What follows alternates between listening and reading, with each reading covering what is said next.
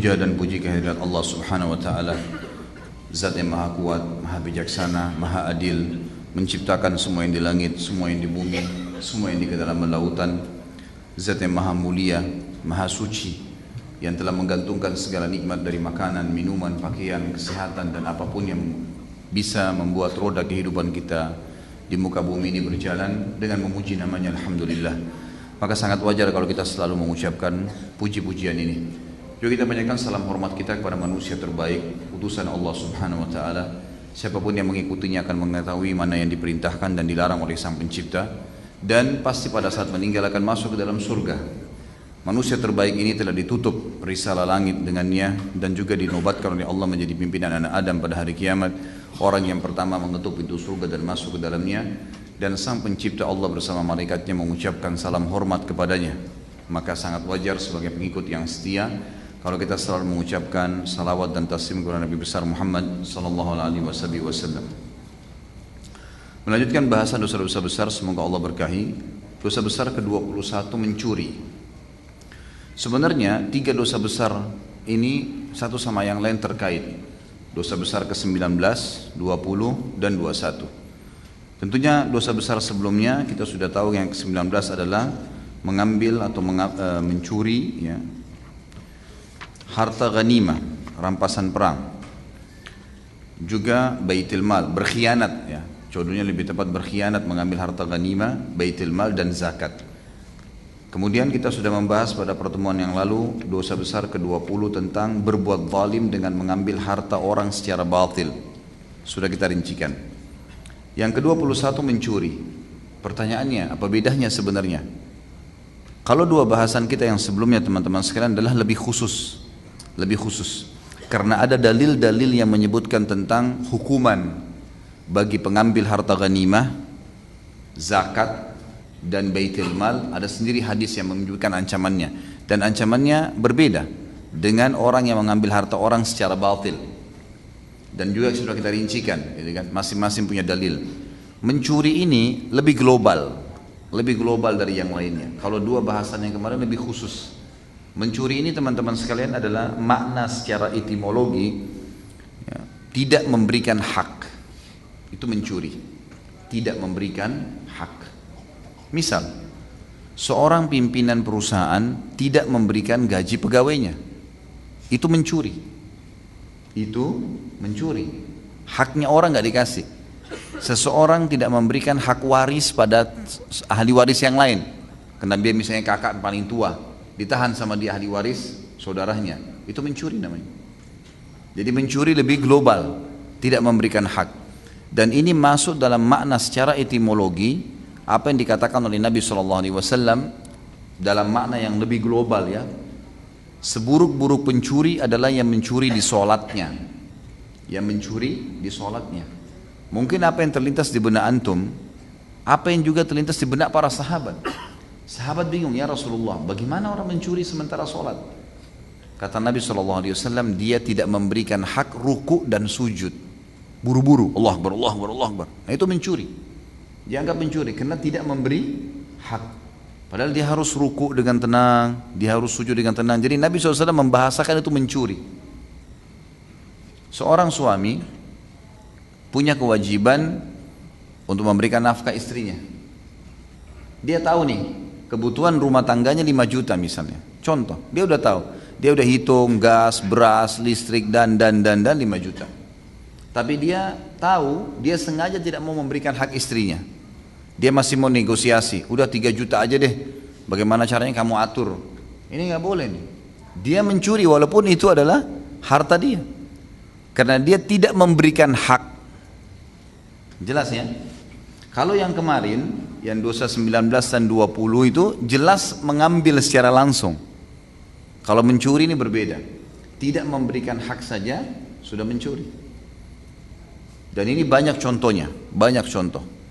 Masuk dalamnya tadi tidak memberikan gaji pegawai, tidak memberikan warisan kepada ahli waris, menahan nafkah buat pasangan hidup.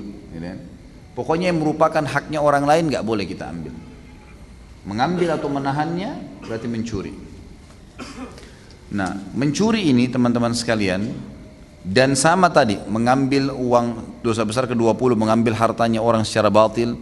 Sama juga sebelumnya, orang-orang yang mengambil ghanimah, gitu kan. Semua itu global, disatuin, semua mengambil haknya orang lain, materi kah? Ya, atau tidak memberikan hak orang lain, dia mengambil orang punya, atau dia tidak memberi haknya orang lain, maka hukumannya sama, tangannya dipotong. Kalau bernilai 3 dirham, bernilai 3 dirham, ini kecil sekali ya. 3 dirham itu mungkin kalau sekarang kalau maksimal pun 1 dirham 50.000 berarti 150.000 rupiah. Maka itu harus dipotong tangannya. Dia sengaja menahan hak, ya. Walaupun di sini ulama mengatakan lebih yang langsung divonis oleh hakim adalah orang yang sengaja mengambil haknya orang lain.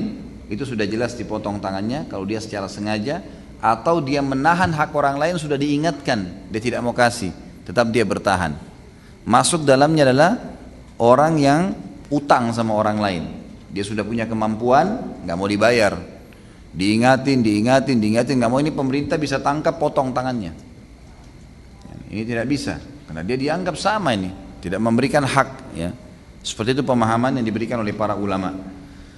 Perintah untuk memotong tangan pencuri bukan individu, tetapi pemerintah. Sebagaimana Allah berfirman dalam surah Al-Maidah ayat 38, dan ini ayat pertama diangkat oleh Imam Az-Zahabi rahimahullah. A'udzu billahi minasyaitonir rajim, was-sariqu was-sariqatu faqta'u aydiyahuma jazaa'an bima kasaba nakalan minallah wallahu azizun hakim. Laki-laki yang mencuri dan perempuan yang mencuri, maka potonglah tangan keduanya sebagai pembalasan bagi apa yang mereka kerjakan dan sebagai siksaan dari Allah, dan Allah Maha Perkasa lagi Maha Bijaksana.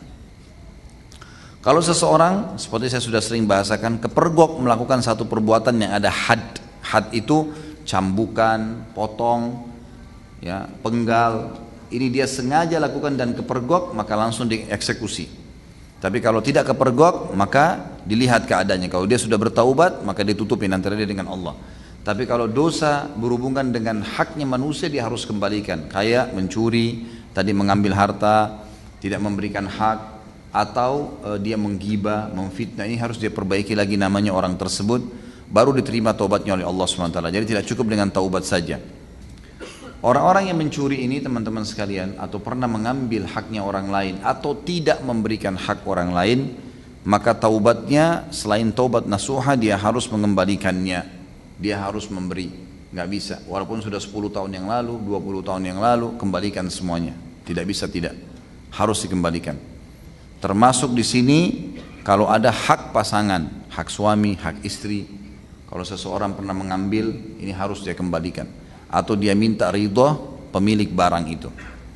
Hukum memotong tangan ini teman-teman sekalian khilaf di antara ulama tentang posisinya. Pendapat jumhur adalah pergelangan tangan. Pergelangan tangan, karena dinukil di hari-hari Nabi SAW kalau ada pencuri maka dipotong tangan, tapi tidak jelaskan tangan itu seperti apa sih, di sini kah, sebelumnya kah, di jari-jari kah dihilangkan, atau sampai siku, atau sampai lengan. Tangan, ini semua dikatakan tangan kan, yang mana yang dipotong? Sementara dinukil hadis-hadis di zaman Nabi SAW cuma dikatakan pencuri dipotong tangannya. Ayat ini dikatakan dipotong tangannya. Maka ulama berbeda pendapat di masalah faqta'u aydiyahuma, potong tangan mereka. Jumhur ulama mengatakan adalah pergelangan tangan, karena biasanya ini yang dikatakan tangan. Kalau digabung semuanya bisa dikatakan ini bagian dari tangan. Tetapi kalau dipisahin maka yang dikatakan tangan pergelangan, makanya dikatakan telapak tangan. Ini udah masuk lengan, kan gitu. Jadi sudah ada nama-nama sendiri di sini, siku dan seterusnya. Dalam bahasa Arab pun seperti itu. Dan ini pendapat yang paling kuat. Tentu ada pendapat madhab yang lain seperti Daud Zahiri, tapi ini tidak dipakai dalam ahli sunnah. Jadi dia mengatakan tangan itu harus dipotong sampai dari lengan. Tapi ini ya tidak dipakai oleh para ulama ahli sunnah wal jamaah. Ini tentang pemotongan tangan. Dan pemotongan tangan ini diberikan kesaksian, dihadiri oleh kaum muslimin. Dan caranya adalah diiklankan. Seperti kasus di Saudi misalnya, di malam Ahad, di malam Jumat diiklankan si fulan mencuri. Dia telah mencuri di toko ini, dia telah mencuri di rumah ini, dia telah mencuri dari ini dan seterusnya. maka ditemukanlah bukti-bukti besok akan dipotong tangannya. Ditaruhlah tangan dia di atas sebuah meja dan tangan yang satu dan kakinya diikat, kemudian dipotong. Setelah dipotong, digantung selama 3 hari telapak tangan itu, biar sampai membiru biasanya, baru kemudian ditanam. Tujuannya agar orang-orang yang melihatnya kapok, tidak mau mencuri lagi. Bagi orang yang mengatakan potong tangan itu kejam, ini orang yang belum pernah mengalami curian. Bayangkan kalau kita pulang ke rumah walaupun curi ada sedang mengangkat barang dan kita pegang pisau, kira-kira tangannya yang kita potong mungkin lebih dari itu. Kita akan menusuk badannya, gitu kan? Karena kita tahu pencuri masuk ke dalam rumah. Tapi di sini Allah Subhanahu wa taala dengan kemahamurahannya mengatur caranya. Dipotong tangan sebagai siksaan dari Allah di dunia. Dan saya sudah bilang, orang-orang yang kena hukum had, dipotong tangannya, ya, dicambuk kalau dia berzina sebelum nikah, atau dirajam kalau dia sudah menikah, kalaupun dia belum taubat, itu sudah membersihkan dosanya. Tapi khusus dosa itu saja ya.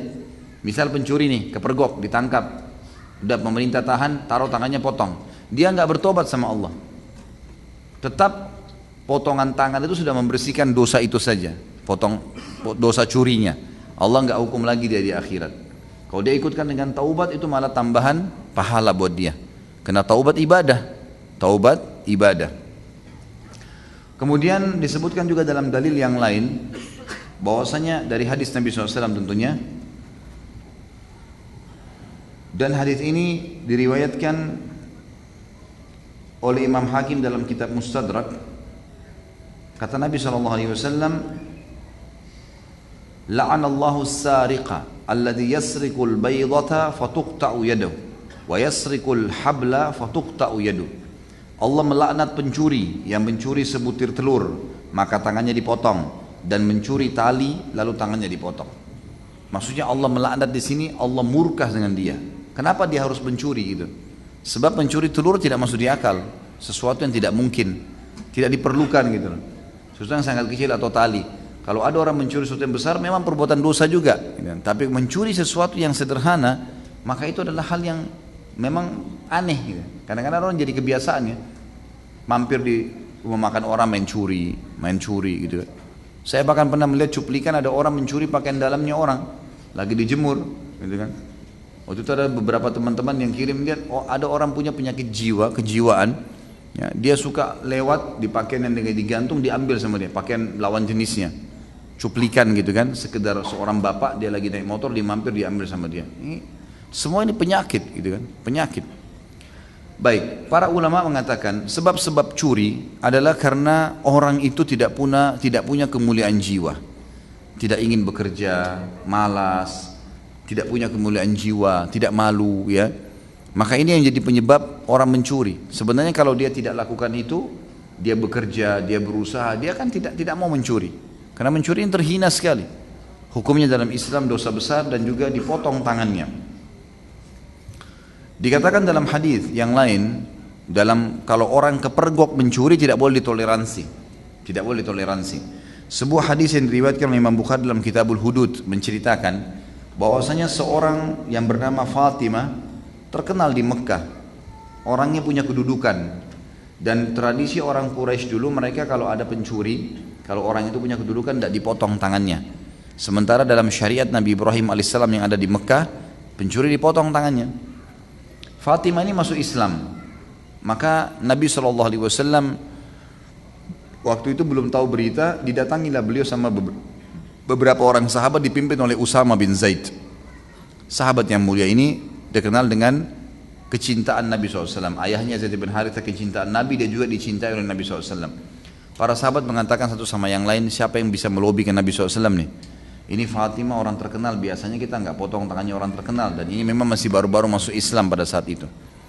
Lalu sepakatlah mereka untuk menunjuk Usama bin Zaid. Usama bin Zaid masuk bersama dengan beberapa sahabat di rumah Nabi SAW lalu berkata, ya Rasulullah, Fatimah orang terkenal di Mekah gitu kan, dia mencuri, mungkin ada toleransi dari anda. Begitu mendengar itu, Nabi SAW pun mengatakan kumpullah semua. Dikumpul, Nabi SAW naik di atas mimbar, tahmid dan salawat, lalu beliau mengatakan hadis Bukhari ini. Kata Nabi SAW, telah sampai kepada saya berita bahwasanya seseorang di antara kalian karena punya kedudukan di sukunya, di kaumnya mencuri, lalu hukum Allah tidak diterapkan padanya. Lalu beliau bilang, "Lau anna Fatimah binta Muhammadin saraqat laqata'tu yadaha." Kalau seandainya Fatimah putri Muhammad mencuri, kalau anak saya mencuri, niscaya aku akan potong tangannya. Aku akan potong tangannya. Dosa curi dan zina ini teman-teman sekalian adalah dua dosa yang kalau dilakukan memang sangat terhina seseorang.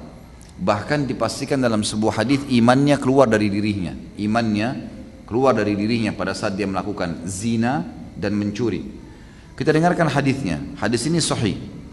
Diriwayatkan Imam Bukhari dalam Kitabul Hudud, di mana Nabi SAW bersabda, "La yazni zani hina yazni wa huwa mu'min, wa la yasriku sariku hina yasriku wa huwa mu'min, walakinna at-taubatu ma'rudatun ba'd." Tidaklah seorang pezina itu melakukan zina di mana ketika ia berzina ia dalam keadaan beriman atau dia seorang mukmin, dan tidaklah seorang itu mencuri tidaklah seorang pencuri itu mencuri di mana ketika ia mencuri tersebut dia dalam keadaan mukmin. Akan tetapi taubat masih ditawarkan kepadanya setelah itu.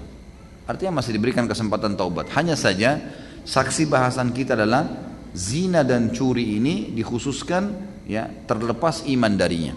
Di dalam sebuah hadis yang lain riwayatkan Imam Ahmad, kata Nabi SAW, kalau seseorang itu berzina maka akan keluar imannya sampai menggumpal seperti asap hitam. Kalau dia taubat, barulah iman itu kembali ke dalam tubuhnya. Jadi memang kalau orang ada rasa imannya sedikit pun dalam hati, tidak akan zina, tidak akan mencuri. Itu poinnya, tidak akan zina dan tidak akan mencuri. Tapi kalau seseorang itu lemah imannya, maka secara otomatis ya, dia akan melakukan dua dosa ini. Mencuri teman-teman sekalian mempunyai rentetan dosa besar yang lain. Selain mengambil haknya orang lain atau menahan hak orang lain, ini sudah dosa sendiri.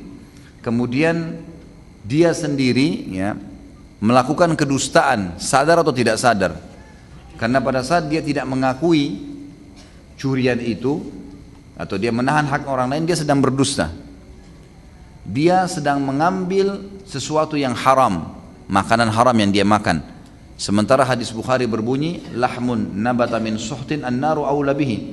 Daging yang tumbuh ya, dari hal yang haram, maka neraka lebih pantas baginya. Jadi banyak rentetan dosa-dosa besar. Ada tipu muslihat, ada rekayasa, manipulasi, ada banyak hal tersembunyi dalam masalah mencuri ini. Dalam masalah mencuri. Ulama mengatakan hukuman mencuri dipotong tangan ini berlaku bagi siapapun yang terlibat dalam curian, walaupun dia tidak melibat dalam memegang materinya. Misal, ada kepala komplotan, dia menyuruh pegawai-pegawainya untuk bekerja, ya, untuk mencuri misalnya. Maka semua ini, walaupun yang eksekusi adalah orang-orang di bawah A, B, C, D, E, kemudian si F yang kepalanya, ini yang mengeksekusi di jalanan, dia ini adalah cuma di rumah mengambil hasilnya, maka sama mencuri. Masuk dalamnya adalah premanisme, pungli ya, yang kita sebutkan yang lalu. Maaf ini teman-teman, hati-hati. Apalagi kalau punya jabatan, biasa begitu, bawahannya saksi setoran. Setoran dari mana? Dari ngambil paksa punya orang. Pura-pura buat pelanggaran, sengaja dituduh, sengaja ini, sengaja itu, buat rekayasa data supaya bisa masuk. Ini sama, masuk semua dalam mencuri. Semuanya mencuri, ini tidak boleh. Hukumnya haram. Dan kalau ketahuan dalam hukum syar'i, ini nggak bisa. Kedapatan kepergok, dipotong tangannya. Semua yang terlibat. Lalu ulama lebih jauh membahas bagaimana hukumnya kalau seseorang sudah pernah mencuri dipotong tangannya, terus mencuri lagi. Apa yang harus dilakukan? Dipotong tangan kirinya. Kalau tangan kanan dia pakai mencuri, dipotong. Yang pertama dipotong tangan kanan. Kalau dia mencuri lagi, tangan kirinya dipotong. Kalau dia mencuri lagi, misal mungkin dia pakai tangan palsu. Ini contoh saja, ulama kembangkan. Kalau dia mencuri atau dia menjadi otak untuk mencuri, maka kaki kanannya dipotong. Kalau masih mencuri, kaki kirinya.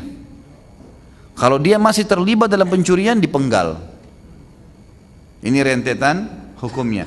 Ada sebagian ulama yang mengatakan kalau dia mencuri dipotong tangan kanan. Kalau dia masih mencuri, kaki kirinya dipotong, silang. Kalau dia mencuri lagi, tangan kirinya. Kalau dia mencuri lagi, baru kaki kanannya dipotong. Kalau dia masih melanggar, maka terakhir adalah dieksekusi. Ya. Ini semua masuk curian teman-teman, sekali lagi mengambil hak orang atau tidak memberikan hak orang. Penting digarisbawahi. Banyak teman-teman kita yang seperti yang terlibat, mengambil secara paksa, merekayasa data, ya kan? Sumbangan-sumbangan, contoh realita lapangan. Bukankah banyak orang, saya punya yayasan di Makassar, kemudian sekretaris saya hubungin saya, Ustaz, ada sumbangan untuk pesantren, untuk sekolah Islam, ada sumbangan. Dari mana, akhi? Dari pihak pemerintah. Baik.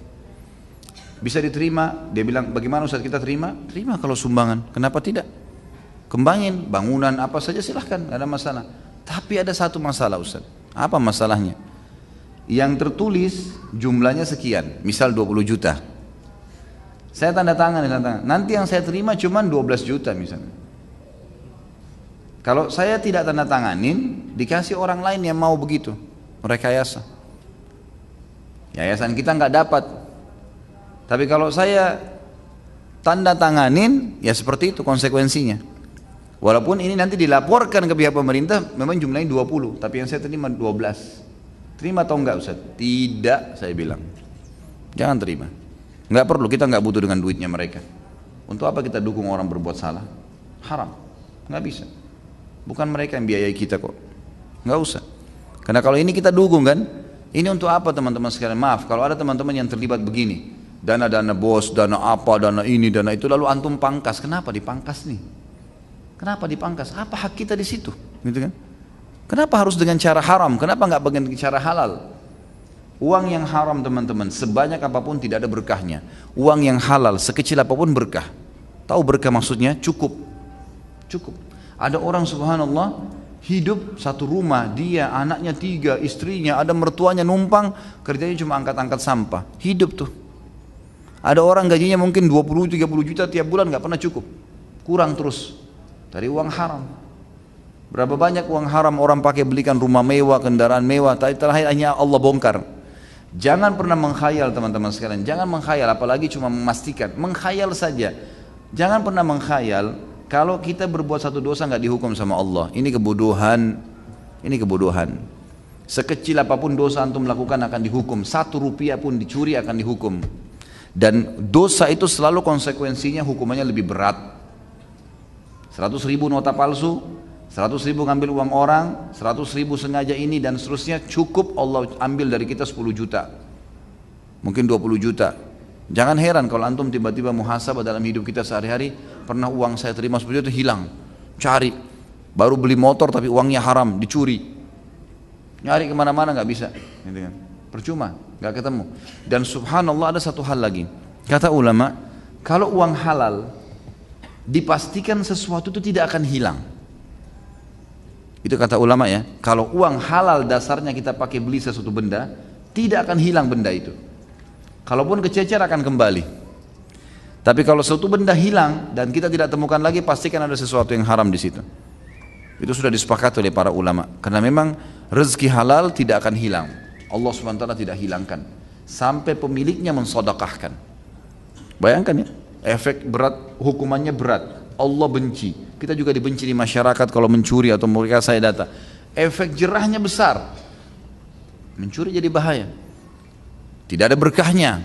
Dan masalah banyak nih. Lalu kenapa kita tidak lakukan hal yang halal saja? Karena yang kita kejar target, bukan kuantitas. Ya. Walaupun pas-pasan, tapi kalau halal maka akan berkah. Akan berkah. Berkah itu artinya cukup teman-teman sekalian. Kemudian dalam hadis yang lain, dan ini hadis terakhir dalam penutupan bahasan ditulis dalam buku ini, adalah hadis yang diriwayatkan oleh Ibn Abi Asim dalam Kitabus Sunnah, dan Syekh Albani menilai hadis ini sahih menurut syarat Imam Muslim. Dari Mansur dari Hilal bin Yasaf dari Salamah bin Qais, dia berkata Rasulullah SAW bersabda, ala innamahunna arba'ah, alla tushriku billahi syai'a, wala taqtulun nafsal lati harramallahu illa bilhaq, wala taznu wala tasriku. Ketahuilah bahwasanya larangan itu yang paling kalian harus jauhi 4. Harus dijauhi mutlak. Jangan kalian mempersekutukan sesuatu dengan Allah. Jangan pernah partnerkan Allah dalam hal apapun. minta rezeki, sembuhin penyakit, jauhin semua selain Allah itu, pohon keramat, jimat, batu, segala macam, jangan pernah lakukan. Yang kedua, jangan membunuh nyawa yang Allah haramkan kecuali dengan alasan yang benar. Saya sudah pernah bilang untuk menghindari dosa membunuh, waktu kita bahas dosa besar ke nomor 2, kalau diajak bertengkar tinggalkan, tidak usah jor-joran di situ, ribut-ribut tinggalin aja. Kita diserang baru kita membela diri itu lain, hukumnya sudah beda. Kita membela diri, kita nggak sengaja membunuh dia, tidak ada hukum dalam syariat. Tapi kalau kita sengaja diajak bertengkar lalu kita jor-joran, apalagi kita duluan memukul, ini hukumnya berdosa. Ada hukum qisas. Ingat, jatuhin gigi dijatuhin gigi juga, cungkil mata dicungkil matanya juga, itu hukum qisas namanya, berlaku. Kalau unsur sengaja berlaku, kalau tidak dibayar denda 1 gigi 15 ekor unta. Ya, bisa ikutin di YouTube, saya bahas di kitab Bulughul Maram tentang dia itu, denda ada sendiri khusus untuk itu. Jari tangan ada sendiri, ya, macam-macam, ada kuping ada sendiri, ada dendanya sekian banyak, hitungannya unta selalu. Kalau 1 ekor unta nilainya 50 juta ya kali, gitu kan, sekian itu. Dan itu kalau dia tidak mau merusak, kalau dia mau merusak gigi kita, ya kita harus dijatuhin giginya. Itu berbahaya sekali. Kisos, makanya hindari pertengkaran supaya tidak ada pembunuhan, kan gitu. Tapi kalau kita diserang, baru kita membela diri. Nah, pada saat itu kita lepas dari hukum. Ini namanya hiyal syari'iyah. Bagaimana kita meletakkan diri kita di sebuah posisi rel syariat supaya kita tidak salah, kan gitu. Kasusnya begitu. Jadi kapan sesuatu itu bisa kita larikan ke hukum syar'i sehingga kita tidak terlibat, maka sangat positif. Seperti kasus tadi masalah kita kalau bertengkar dosa, tapi kalau kita tinggalkan lalu kita diserang, kita membela diri, kita aman, kan gitu. Yang ketiga, janganlah kalian berzina. Ini urusan lawan jenis, selesai urusannya, berhenti sampai sini, tutup. Nikah, jangan zina. Mulai ada godaan, puasa. Hindari semua tempat-tempat yang berbahaya, karena berbahaya. Ini sudah kita jelaskan dalam masalah zina, dan zina sudah kita jelaskan ada beberapa tingkatan. Yang paling berat zina dengan mahram, sama ibu, sama saudari, ini hukumnya berat, gitu kan. Istrinya ayah, misalnya ayahnya poligami, ini sudah jadi ibunya dia. Selama sudah disentuh oleh ayah kita, haram, mahram abadi buat kita, walaupun cerai sama ayah kita. Ada zina dengan istri mujahid, ada zina, sudah kita kasih contoh itu, ada zina dengan istri tetangga, kan? Pasangan tetangga. Ada zina orang yang sama-sama suka, kan gitu. Ini semuanya adalah hukum-hukum zina, tapi ini tetap dilarang, haram hukumnya. Penyakit yang paling berat bagi seseorang laki-laki atau perempuan adalah menghadapi lawan jenisnya, maka dia harus hati-hati. Hindari semua itu dengan banyak hal. Guddul basar, turunkan pandangan, hilangkan interaksi kecuali darurat sekali memang penting. Menikahlah pada saat memang mampu dan menikah dengan orang yang sepadan, orang yang sepantasnya. Seperti itulah. Dan yang terakhir kata Nabi SAW, jangan kalian mencuri. Ini masuk dalam bahasan kita. Kata Imam Az-Zahabi, saya berkata, taubat pencuri tidaklah berguna kecuali disertai dengan mengembalikan sesuatu yang telah dicurinya. Jika dia tidak memiliki harta, maka dia harus meminta kehalalan dari pemiliknya.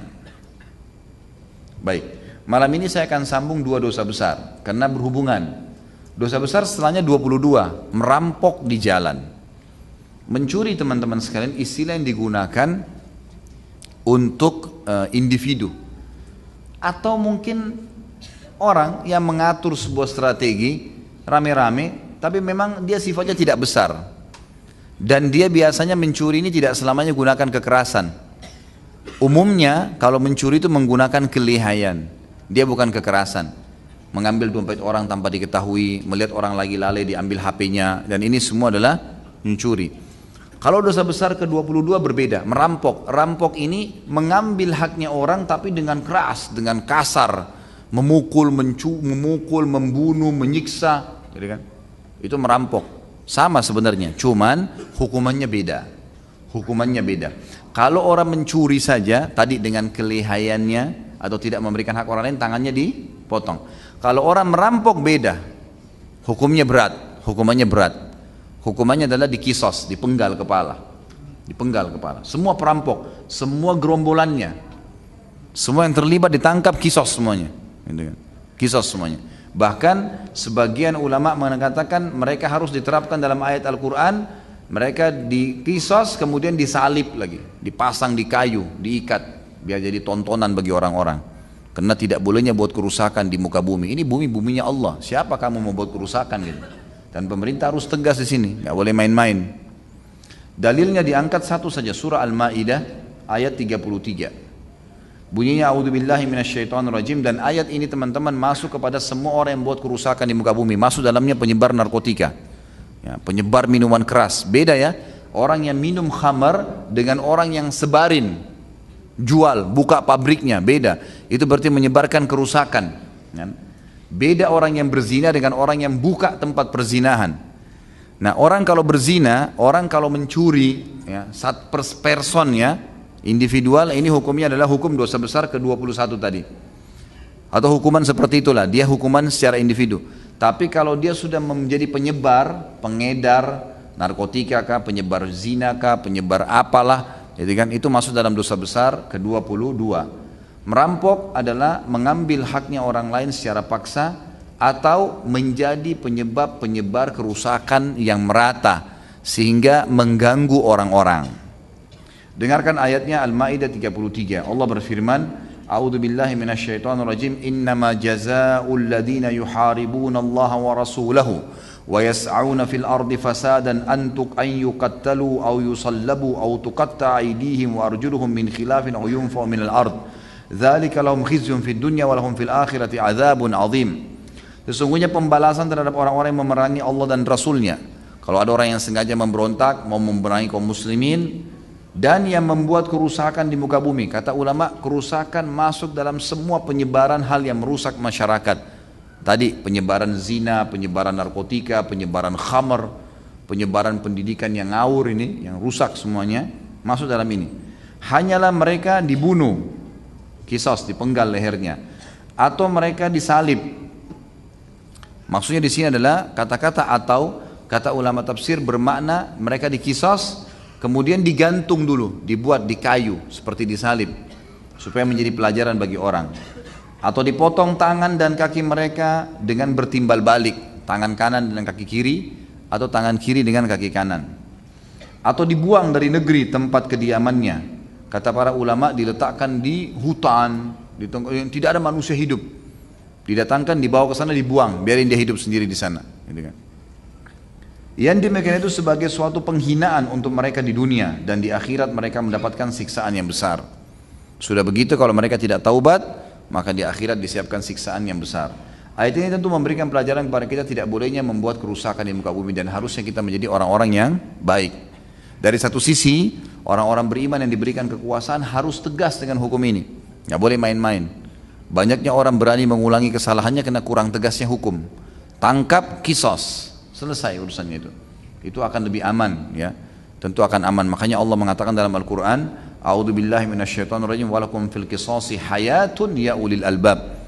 Sesungguhnya di dalam kisos, hukum dipenggal lehernya orang yang membunuh, orang dipotong tangannya pencuri. Ini tadi orang yang buat kerusakan dihukum dengan cara seperti ini, maka itu ada ketentraman kehidupan kalian, kemakmuran kehidupan bagi kalian, hai orang-orang yang berakal. Kata Imam Az-Zahabi, maka hanya karena menimbulkan ketakutan di jalanan saja, orang yang bersangkutan telah melakukan dosa besar. Lalu bagaimana kalau dia merampas harta, atau melukai orang, atau bahkan membunuhnya? Bila demikian, maka dia telah melakukan banyak dosa besar. Terlebih lagi, umumnya mereka para perampok tersebut adalah orang yang meninggalkan sholat, lalu memakai hasil rampokan mereka untuk minum minuman keras dan berzina. Baik, ada satu hal lagi.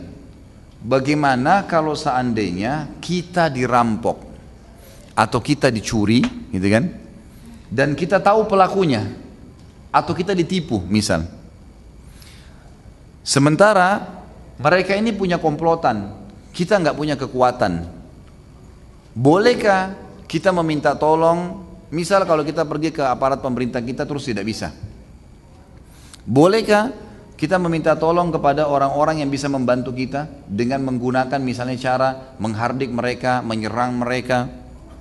Kalau kita sudah laporkan kepada pihak pemerintah dan tidak bisa, memang tidak ditanganin, tidak di follow up, maka seseorang bisa menggunakan cara untuk menghukum mereka, tapi sebatas mengambil haknya. Saya kasih contoh misal, Ibnu Abi Huqaiq di zaman Nabi SAW pernah mencuri emas.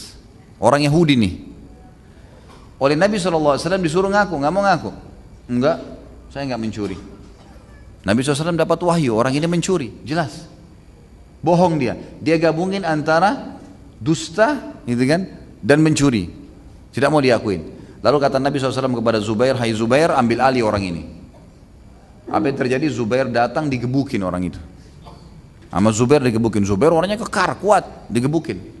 Karena kesakitan ngaku, iya saya mencuri. Mana emasnya? Dilihatin. Oleh Nabi SAW disuruh penggal. Dipenggal, bukan cuma dipotong tangannya. Karena dia tadinya sudah jelas-jelas mencuri, sekarang tambah lagi bohong. Tapi ulama menarik benang bagaimana Nabi SAW menyuruh Zubair dan membiarkan Zubair memukulnya. Karena orang seperti ini kalau tidak dipukul nggak bisa. Ya. Nah ini orang yang punya wewenang seperti ini, apalagi kalau dari pihak pemerintah, ini nggak berdosa dia. Tapi ingat ya, di sini sebatas memang orang itu tidak mau mengaku. Bedakan, hati-hati. Bedakan dengan kalau ada teman-teman aparat menangkap seseorang, kemudian main langsung digebukin dulu. Ini nggak boleh. Suruh mengaku. Kalau dia mau mengaku dia ini ada prosedurnya dilakukan. Suruh, yang penting haknya orang kembali. Tapi kalau orang itu dasarnya memang tidak bisa, dia menipu kan gitu. Saya pernah menemukan kasus-kasus, beberapa kasus yang betul-betul sampai saya nggak habis pikir ada manusia begitu tuh.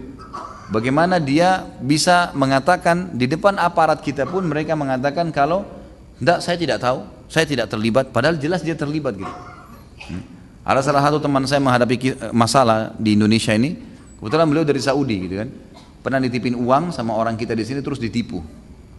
Dan pada saat transaksi, saya kebetulan ada, saya tahu orang ini menerima uang, saya tahu, gitu. Saya jadi saksinya. Subhanallah, waktu kami laporkan ke aparat, karena tidak ada bukti-bukti yang jelas, tapi dilaporin, orang ini datang, jawabannya enggak, saya enggak tahu. Loh, saya kan bilang saya tahu, saya yang kasih kamu duit, saya jadi saksi loh. Dia bilang enggak, saya enggak tahu. Itu subhanallah, tuh dia bilang saya tidak tahu, berulang-ulang dia saya tahu. Oh, berani sumpah, demi Allah tidak tahu. Saya sampai bilang di kantor polisi waktu itu, subhanallah, saya baru diperlihatkan ahli neraka di dunia kalian nih. Beraninya luar biasa. Jelas-jelas saya tahu dia terima duit, dia bilang enggak gitu. Tapi seperti itu. Orang-orang seperti ini nggak bisa didiamin nih. Ini kalau didiamin malah jadi masalah nih. Nah, pihak pemerintah itu bisa menghukum mereka. Hukuman-hukuman ini adalah menyakiti fisik, tapi di sini tidak melukai. Dalam arti kata memang dia untuk membuat mengaku, gitu kan? Membuat mengaku. Pernah terjadi juga di zaman Nabi SAW ada seorang sahabat pernah mengirim surat ke Mekah untuk membeberkan perang penyerangan Nabi SAW ke kota Mekah. Dikirim dari seorang budak wanita, ditaruh di rambutnya surat itu, diikat, ditutup. Gitu.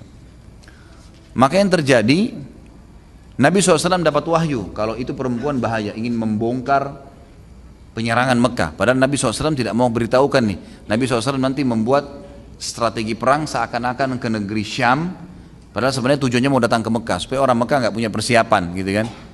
Orang ini mau membongkar, maka Nabi SAW menyuruh Ali dan Zubair kejar orang itu, dikejar sama Ali sampai pertengahan antara Mekah sama Madinah. Begitu ketemu perempuan tersebut, kata Ali, berikanlah apa yang kau sudah sembunyikan. Dia bilang, saya nggak bawa apa-apa. Kata Ali, demi Allah, kalau kau tidak mau mengaku, saya dan Zubair akan menghukummu, memukuli dari kepalamu sampai kakimu. Sampai kau ngaku, karena dia takut dilihat Ali sudah serius, dikeluarin sama dia dari rambutnya perempuan itu, kalau betul ada surat tadi, misal contoh. Tapi jangan disalahfahamin ini ya. Nah, saya bukan menyuruh antum gebuk-gebukin orang, jelas ya, jangan salah faham. Ini bukan fatwa yang salah gitu. Tapi saya mengatakan kalau ada orang punya wewenang, punya kedudukan, memang dia melihat orang ini tidak bisa kecuali dihukum sehingga dia mengaku. Gitu kan, memang yang membuat dia mengaku, maka itu sebatas secara hukum syar'i dibolehkan. Allahu a'lam. Jadi ini pembahasan kita insya Allah, dan kita akan ketemu lagi pertemuan akan datang di dosa besar ke-23 tentang sumpah dusta, dan seperti biasa insya Allah pertanyaan kita lanjutkan setelah sholat ba'diyah. Subhanakallahumma bihamdika asyhadu an la ilaha illallah astaghfirullah wa atubu ilaih. Assalamualaikum warahmatullahi wabarakatuh. Assalamualaikum warahmatullahi wabarakatuh. Alhamdulillah wassalatu wassalamu ala Rasulillah. Bagaimana hukumnya jika dalam pembagian waris tidak dilaksanakan secara aturan Islam walaupun sudah didatangkan ahli faraid?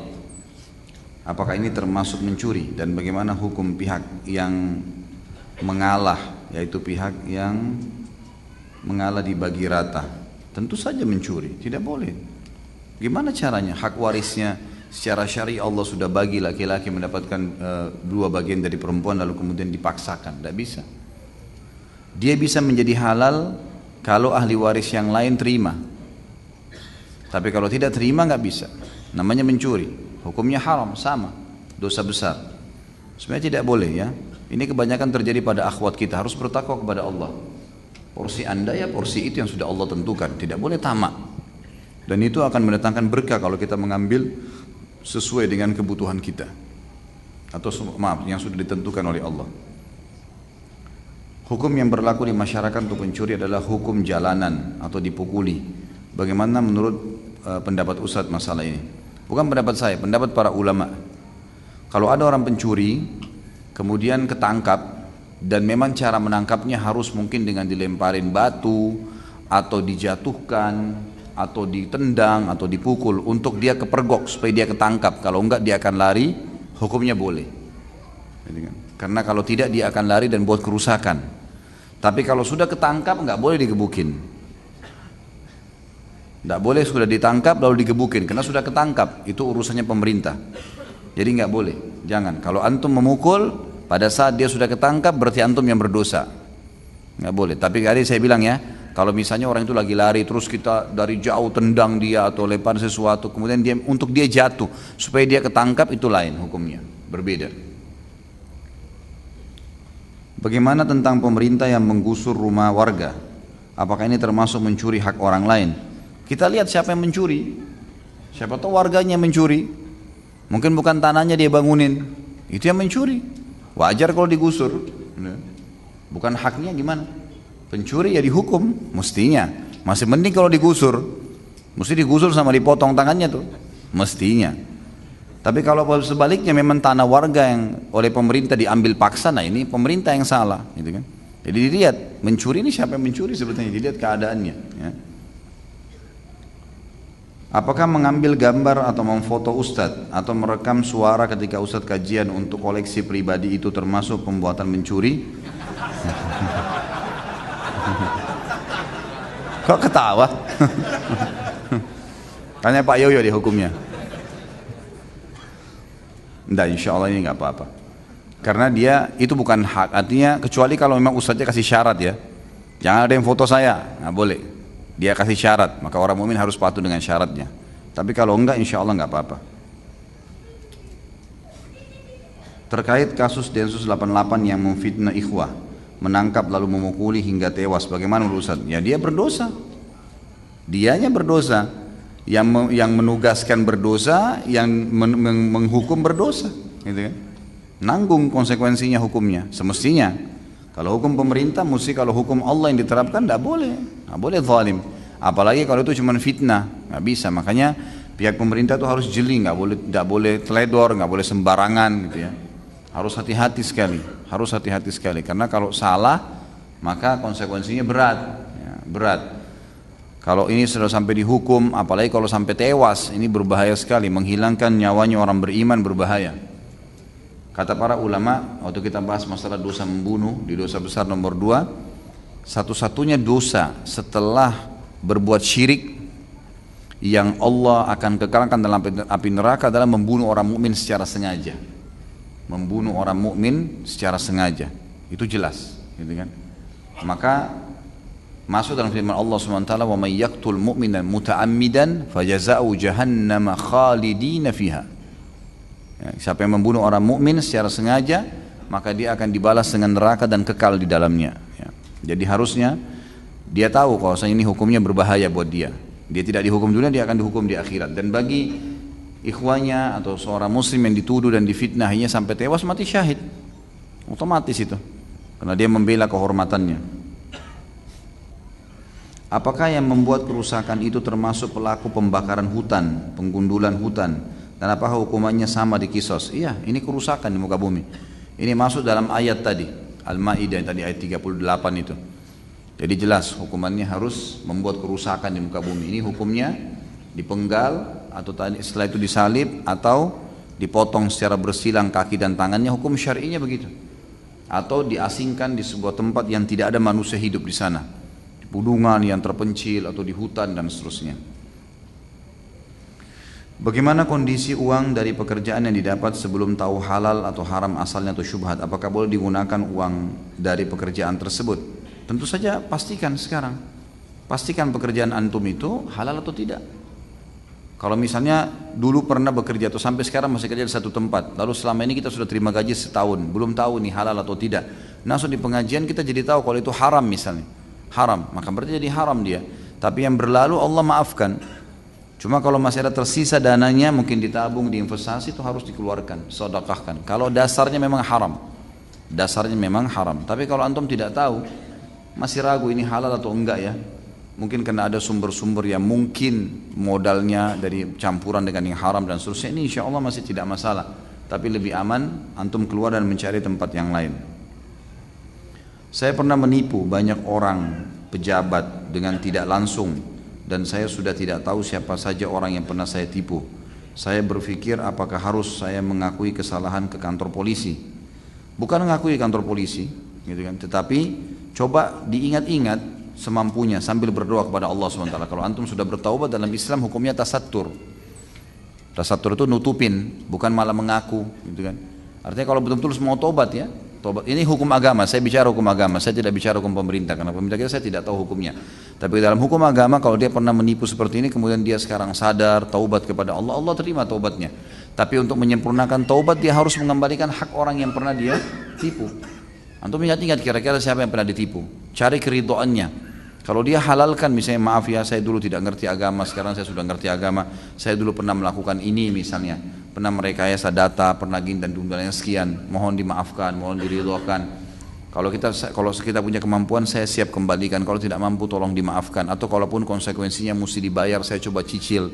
Coba cari keridhoannya semaksimal mungkin dan minta kepada Allah petunjuk supaya ditunjukkan siapa saja orangnya itu. Bisa kok insya Allah. Kalau orang niat taubat betul, Allah akan pandu ke jalannya Allah. Apabila kita tahu bahwa dia pencuri dan dia menjadi imam sholat, apakah kita boleh menjadi makmumnya? Kalau jelas-jelas dia pencuri, lebih baik jangan sholat di belakangnya. Karena tadi saya sudah bilang, curi dan zina itu dua dosa yang mengeluarkan iman. Kan itu. Jadi ulama mengatakan, kalau khusus masalah sholat, tidak boleh sholat di belakang pencuri dan pezina. Ini tidak dibolehkan. Sementara ulama masih membahas tentang hal-hal yang lain. Seperti kemarin waktu ada orang tanya apa hukumnya kalau imamnya merokok misalnya, atau imamnya mungkin mabuk, pernah mabuk, kemudian dia sholat tapi dalam sholat dia tidak mabuk, lalu kita terpaksa jadi makmum di belakangnya. Maka ini ulama masih mentoleransi, gitu kan, bukan berarti menghalalkannya. Tetapi kalau mencuri sama berzina ini umumnya mereka melarang untuk menjadi makmum di belakangnya. Allahu a'lam. Bagaimana hukum koruptor? Apakah juga potong tangan? Kalau koruptor itu sudah kerusakan, dia soalnya mengambil hak pemerintah, uang orang banyak, ini sudah masuk dalam merampok tadi. Hukumnya sudah bukan lagi dipotong tangan, tapi hukumnya dikisos, ya. Dipenggal kepalanya maksud saya. Anda mau tanya seputar, antum bilang seorang istri yang diberi gaji 5 juta, tapi cuma diberi 3 juta oleh suaminya. Ayah saya pensiunan pegawai, gaji pensiun ayah saya adalah sudah dipotong untuk diberikan sebuah rumah hingga tinggal 200.000 per bulan. Di sini masalahnya ayah saya tidak mau bekerja lagi setelah pensiun 55 tahun, jadi ibu saya mengeluh tidak diberikan uang bulanan sehingga harus hutang sana sini untuk makan sehari-hari. Yang saya tanyakan, salah nggak ayah saya yang tidak memberikan uang bulanan lagi kepada keluarga? Atau ibu saya memang harus sabar karena uang gaji ayah saya sudah diberikan rumah? Tentu tetap harus. Ayah anda yang salah, gitu kan. Selama dia masih kuat, dia masih bisa bekerja, tidak ada udzur syar'inya, artinya bukan karena pikun, bukan karena sakit gila, bukan karena cacat fisik, ya, maka dia harus bekerja. Laki-laki wajib memberikan nafkah keluarganya, nggak bisa dia tinggal diam.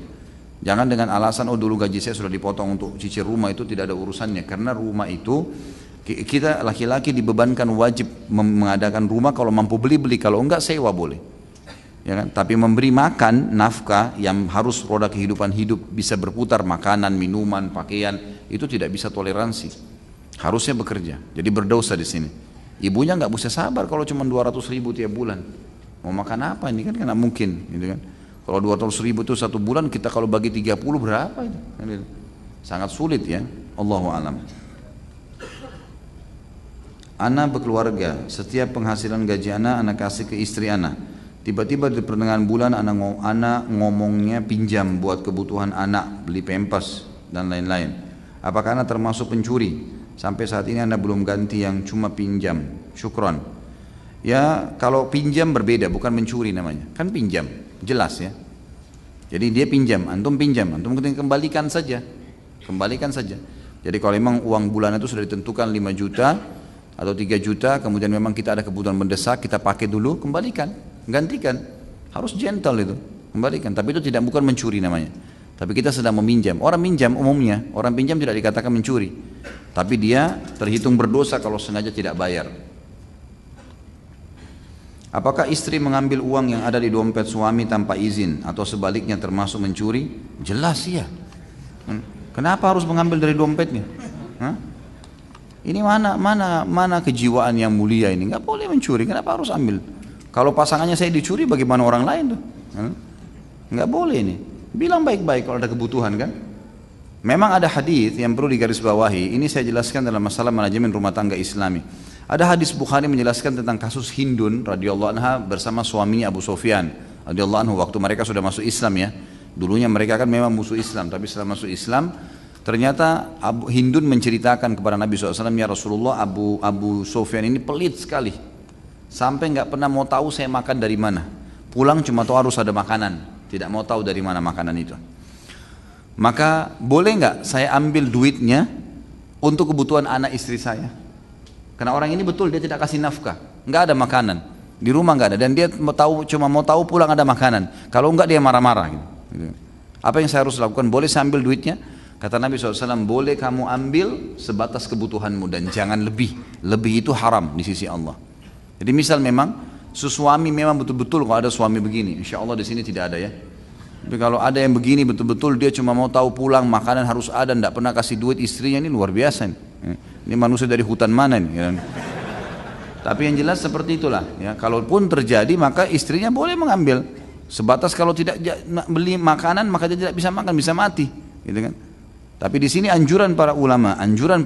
Kalau ada suami yang seperti ini, untuk istrinya tidak bertahan. Kalau sudah diingatkan, tetap nggak mau, dan kebanyakan orang seperti ini memang bukan orang bertakwa kepada Allah. Biasanya karena dia pemabuk, memang dia malas, memang orangnya jauh dari agama lah. Kalau orang tahu agama, dia tahu itu kewajiban. Jadi seperti itu ya hukumnya. Bagaimana hukum mengazankan bayi yang baru lahir? Ini khilaf di antara ulama tentang masalah azan. Kalau Ibnu Qayyim rahimahullah, beliau mengangkat dalam buku beliau, menghasankan hadisnya. Maka menurut beliau itu boleh saja, masih khilaf di antara ulama. Syekh Albani melemahkan hadisnya, dan beliau mengatakan karena lemah jadi tidak diamalkan. Seperti itulah. Tapi Allah alam, karena ini masih ada khilaf di antara ulama dan masih ada hadis, maka tidak ada masalah, jangan diperselisihkan masalah itu. Ana diajak kerjasama untuk jadi agen grosir sepatu KW, imitasi merek-merek, ya, tidak usah disebut mereknya ya. Apa hukumnya Ustaz? Apakah masuk dalam kategori mencuri? Kalau perusahaannya tidak mau, memang tidak izinkan, antum mencuri, nggak boleh. Ada beberapa pabrik teman-teman sekalian, perusahaan memang dia buat dua, atau dia buat beberapa kualitas. Dia buat kualitas nomor 1, kualitas nomor 2, nomor 3, dan dia beda-bedain harganya. Lalu antum kerjasama sama pabriknya langsung, memang pemiliknya, tapi antum mampunya modalnya yang C misalnya, yang kualitas C. Baik modalnya mungkin 100 juta, ini deh saya bisa. Mungkin yang ini 500 juta, mungkin 1 miliar yang A-nya. Maka kita ambil yang C saja. Tapi perusahaan itu bukan orang yang merekayasa ya. Tapi kalau misalnya antum bekerja sama orang yang memang mencuri hak ciptanya orang, haknya orang, itu nggak boleh. Sama tuh mencuri namanya. Nggak boleh, jangan masuk di situ akhi. Berbahaya, itu akan masuk dalam hal-hal yang haram. Seorang PNS yang memanfaatkan fasilitas kantor pemerintah untuk keperluan pribadi, contoh memakai atau meminjam laptop kantor untuk tugas belajar di luar pekerjaan dan menggunakan internet kantor untuk menyimak kajian ustadz di YouTube selepas jam kerja. Dan semua itu atas pengetahuan dan diizinkan oleh atasan. Apakah itu termasuk mencuri atau korupsi? Tentu saja kalau seizin atasan tidak. Seizin atasan tidak. Memang dia tahu ya. Jadi atasan punya keputusan di situ. Bahwasanya ini boleh, ini tidak boleh. Dia yang bertanggung jawab. Maka tidak ada masalah. Nah, tidak ada masalah. Jadi insya Allah. Tapi kalau tidak diizinkan ini yang jadi masalah. Tidak diizinkan antum sama dengan mencuri. Ya, tidak boleh. Saya dan istri bekerja dan pendapat istri lebih besar dari saya. Tapi dalam penggunaan istri saya tidak bisa mengatur pengeluarannya atau boros. Pertanyaannya, apakah saya boleh mengambil alih untuk mengatur kebutuhan sehari-hari dan penghasilan istri saya? Penghasilan istri saya minta untuk mengaturnya. Kalau hasilnya dia, hasil keringat dia, tergantung dia mau atau tidak. Tidak ada hak antum di situ. Warisannya, hasil bisnisnya, hasil gaji kerjanya, nggak ada hak antum 1 rupiah pun. Walaupun dia lebih besar, antum tetap wajib yang menafkahi rumah. Tidak boleh tidak. Kecuali dalam satu keadaan si istri tanazul. Tanazul itu kayak udah deh nggak apa-apa, nggak usah kasih nafkah, atau kita saling bagi deh nafkahnya. Misal itu baru boleh. Masalah kasus kita mau mengambil alih untuk mengatur karena istri tidak tahu, kita mau buatin pembukuannya lebih ngerti masalah manajemennya, nggak ada masalah. Asal dia mau ya berhubungan dengan uang dia. Kalau nafkah setiap bulan itu hak antum. Seorang laki-laki dia tahu kebutuhan rumahnya 5 juta. Dia tahu istrinya nggak bisa kelola, maka dia yang ambil alih, boleh. Malah itu boleh, karena itu memang hak dia. Jadi dia yang aturin, kamu mau butuh beli apa, bilang sama saya. Mau beli susu, mau beli ini, mau beli itu, mau beli sabun. Oke, kita temanin. Ini loh laporannya seperti ini ya, ini pengeluaran kamu. Tadi kamu belanja 500 ribu, 700 ribu, kita atur, gak ada masalah. Karena itu nafkah dari kita, tapi uang dia nggak ada hak kita di situ teman-teman sekalian. Nggak boleh, jangan sentuh. Itu hak dia, mutlak ya. Apakah saya dosa karena ketika meminta penghasilan istri untuk saya atur, apakah itu termasuk mencuri? Kalau istri ridho saya atur, apakah saya berdosa? Sudah saya jelaskan semua ya. Jadi insya Allah kalau dengan izinnya nggak ada masalah, karena itu uang dia mutlak. Baik, ini dia doakan sama-sama insya Allah. Ustaz Khalid yang dirahmati Allah, semoga Allah menjaga antum dan keluarga, sama-sama insya Allah. Ustaz, dulu ketika tinggal di luar negeri, saya pernah menzalimi seorang non-muslim dengan cara mencuri hartanya. Gimana caranya saya bertobat dari dosa saya tersebut, sedangkan sekarang sulit rasanya untuk mencari orang tersebut? Tentu bertobat kepada Allah SWT, karena itu perbuatan dosa. Ingat teman-teman sekalian, kita tidak boleh menzalimi muslim, tidak boleh menzalimi non-muslim. Kita tidak boleh memukul muslim, tidak boleh memukul non-muslim. Harus, kecuali ada hukum, ada celah syar'i, baru boleh. Kayak orang kafir yang memang keluar di kancah peperangan segala, itu lain, itu boleh gitu kan. Tapi kalau enggak boleh sama sekali. Kita enggak punya hak untuk itu, enggak punya hak untuk itu. Jadi enggak boleh kita zalimin. Nah kalau antum pernah zalimin orang, antum taubat kepada Allah. Karena dosa ada 2 macam, ada dosa yang berhubungan sama Allah Azza wa Jalla saja, ini cukup taubat nasuha, seperti zina, seperti orang tidak sholat ya. Ini hubungan dengan Allah SWT, maka dengan taubat insya Allah Allah akan maafkan. Dengan syaratnya meninggalkan dosa itu seketika. Kalau tidak sholat maka sekarang mulai sholat. Kalau riba maka dia berhenti dan seterusnya. Kemudian yang kedua menyesali, yang ketiga janji sama Allah tidak ulangi, yang keempat sibukkan waktunya dengan ibadah kepada Allah Subhanahu Wa Taala. Insya Allah dengan taubat ini bisa. Tapi kalau hubungannya dosa itu dengan makhluk, maka harus taubat dengan Allah dan mengembalikan haknya. Baik, bagaimana hukumnya kalau seperti tadi kasusnya? Muslim atau non-muslim, saya pernah ambil haknya tapi saya sudah tidak tahu orangnya, pernah saya tipu dulu. Maka dikeluarkan sedekah senilai uang itu. Dikeluarkan sedekah senilai uang itu, maka akan jadi halal. Dan ini kata ulama masuk dalam semua bab hidup ya. Seperti kasus pernah, ini kasus lain tentunya, tapi saya hubungkan dengan hukum ini supaya antum bertambah informasi. Pernah saya sholat di sebuah masjid, ternyata masjid itu dari uang haram. Saya nggak tahu, awalnya saya dipanggil ceramah, saya ceramah di sana.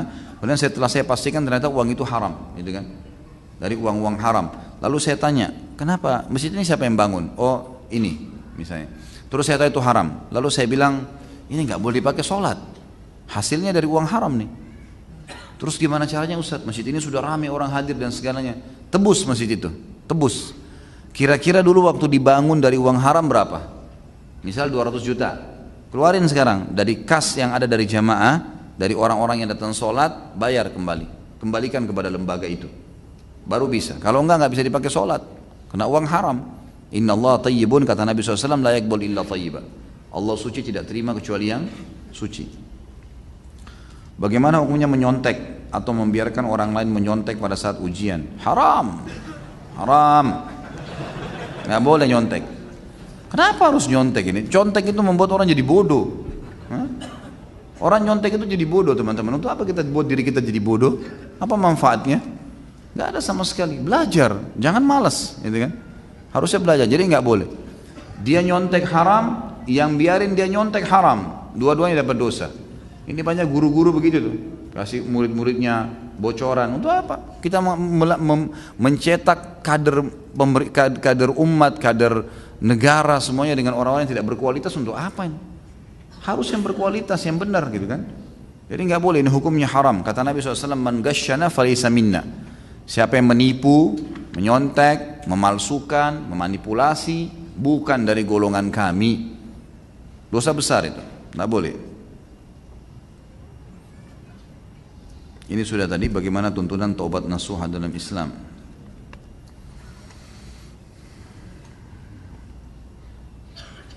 Baik, ini sekarang mungkin teracak dengan yang tidak sesuai dengan tema. Saya akan bacakan. Ustaz, anak balita yang sudah meninggal, di manakah ruhnya sekarang berada? Di alam barzah atau di langit ke-6 bersama Nabi Ibrahim alaihissalam? Jazakallah khair.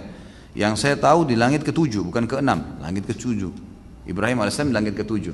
Dan ini sesuai dengan riwayat memang, sesuai dengan riwayat yang disebutkan di dalam hadis Bukhari masuk kasus Isra Mi'raj, bahwasanya Nabi SAW melihat Ibrahim alaihissalam dan di sekitarnya banyak anak-anak kecil. Lalu beliau bertanya kepada Jibril, siapa mereka itu?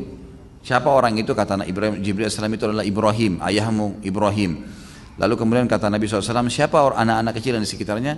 Kata Jibril AS itu adalah anak-anak muslim yang meninggal sebelum balik. Jadi memang ruhnya begitu. Sama, itu bukan mustahil ya, sama dengan ruhnya orang mati syahid. Ruhnya berada di pelatuk burung yang berterbangan di sekitar istana surga, gitu kan? Memang sudah begitu. Jadi karena mereka tidak melalui lagi alam barzah. Alam barzah ini dilalui bagi orang-orang yang memang ada hisabnya. Memang ada hisabnya. Sama kita tahu juga para nabi-nabi. Ruhnya nabi-nabi kan di langit, gitu kan? Sebagaimana Isra Mi'raj juga menjelaskan masalah itu. Allahu a'lam.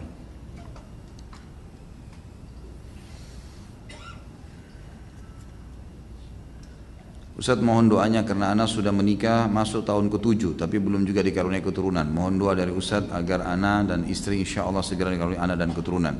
Insya Allah kita memohon kepada Allah Subhanahu Wa Taala, Zat yang Maha Hidup, yang Maha Mendengar, yang Maha Melihat, dan juga Maha Pengasih dan Maha Penyayang agar mengaruniakan penanya ini dan juga yang lainnya keturunan yang saleh dan salihah. Dan insya Allah dikabulkan oleh Allah, mudah-mudahan. Ya. Saya sarankan teman-teman yang seperti ini berbanyak mendekatkan diri dengan Allah Subhanahu Wa Taala dengan ibadah-ibadah tambahan ya, seperti memperbanyak sedekah.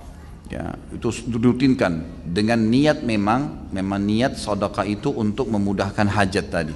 Dan ini sering dikerjakan oleh beberapa sahabat seperti Ibnu Abbas, Ibnu Umar radhiyallahu anhum ajma'in. Itu mereka kalau punya hajat mereka larikan ke sedekah. Bahkan mereka juga ada yang diantaranya Ibnu Umar mengatakan, saya kalau ingin mempercepat urusan saya dengan Allah maka saya keliling memberikan salam kepada muslimin. Jadi amal soleh apa saja dikerjain sama dia, tapi niatnya memang dia bertawassul dengan amal soleh itu untuk hajatnya kepada Allah. Tapi yang paling umum biasanya orang banyak bersedekah,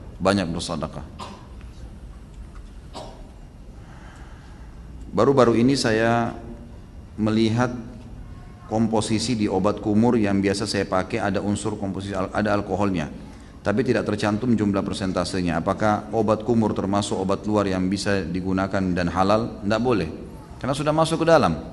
Dari mana antum tahu tidak tercampur dengan ludah? Gitu kan? Cari yang non alkohol, ada kok. Saya juga pakai. Ya. Obat kumur itu juga saya pakai di rumah, tapi yang tidak beralkohol ada. Ya. Jadi ini jangan hindari, tidak boleh. Apakah hilangnya benda yang dimiliki dapat menghapus dosa pencurian yang sebelumnya dilakukan? Tidak. Tentu saja tidak. Jadi itu proses saja, proses hukuman dari Allah Subhanahu Wa Taala. Tapi antum harus tetap mengembalikan haknya orang yang pernah dicuri barangnya. Kan itu. Jadi itu peringatan dari Allah Subhanahu Wa Taala kalau kita pernah ya, melakukan perbuatan salah. Tapi apakah nanti dia mengurangi itu, Allahu a'lam. Mungkin saja bisa terjadi. Bagaimana cara istiqomah dalam sholat agar anak tidak mencuri sholat? Lakukan dengan tumakninah, dengan ketenangan. Karena syarat diterimanya sholat salah satunya adalah tumakninah. Tumakninah itu tenang sekali. Tenang sekali. Allahu Akbar. Tenang. Nikmatin bacaannya, nikmatin gerakannya, atur nafasnya. Kata Nabi SAW, innama ju'ila qurratu aini fis shalah. Allah telah menjadikan ketentraman hatiku di sholat. Coba kalau antum nikmatin 2 rakaat sholat itu tuh enak sekali, asal dinikmatin. Maka itu caranya. Karena kalau orang tidak tumak nina tenang, berarti kalau buru-buru hilang tumak nina, kan gitu. Nah ini yang lawannya, jadi harus kita datangkan, Allahu alam, dengan tumak nina tentunya. Nasihat untuk hijrah, anak kerja di mana tempat kerja anak ini banyak wanitanya, anak ingin hijrah. Ya, anak masih banyak pinjaman yang dahulu sebelum anak faham riba. Tentu saja tidak usah buru-buru pindah, gitu kan. Hindari saja fitnah-fitnah yang ada. Kerjakan pekerjaan sambil bisa menyebarkan tulisan, nasihat ya kepada teman-teman di situ, tidak interaksi sama mereka. Insya Allah itu akan bisa, gitu kan. Sambil menyelesaikan utang, itu lebih baik. Atau kalau dapat pekerjaan yang lebih baik dan bisa membantu membayar utang, ya silahkan saja. Itu tanda keimanan, itu sangat positif. Karena merasa terganggu dengan itu, maka itu tanda keimanan. Lebih banyak sibukkan diri. Jadi kalau teman-teman lagi istirahat kantor, duduk bercandaan, makan sama-sama, antum pindah, jangan di situ. Cari tempat istirahat yang lebih aman, di masjid, di rumah makan yang aman, yang memang gitu. Mau dibilangin alim ya udah, iya nggak apa-apa, biarin aja mereka ngomong, nggak apa-apa. Yang penting kita bisa menjaga hubungan dengan Allah.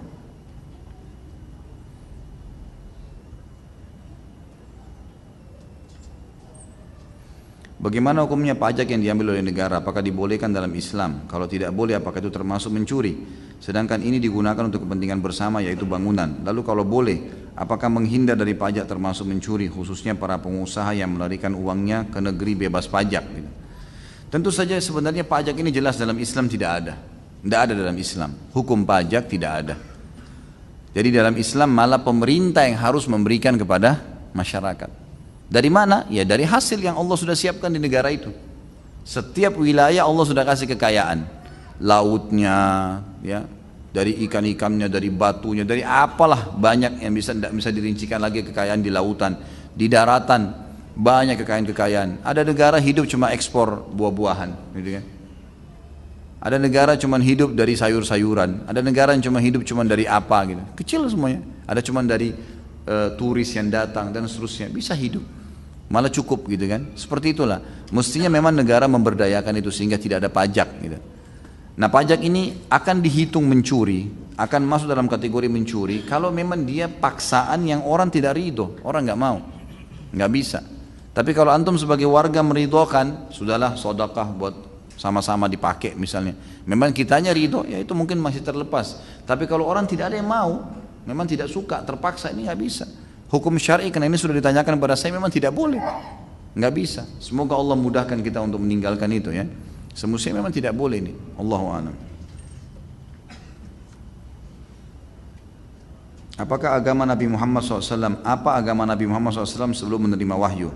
Apakah Nabi Muhammad SAW sholat sebelum menerima wahyu?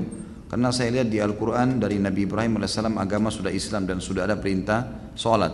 Nabi Muhammad SAW menjalankan syariat Nabi Ibrahim AS. Karena di Mekah itu yang diterapkan syariat Nabi Ibrahim. Termasuk sebenarnya Abu Jahal, Abu Lahab yang meninggal dalam keadaan kafir itu menjalankan syariat Nabi Ibrahim AS.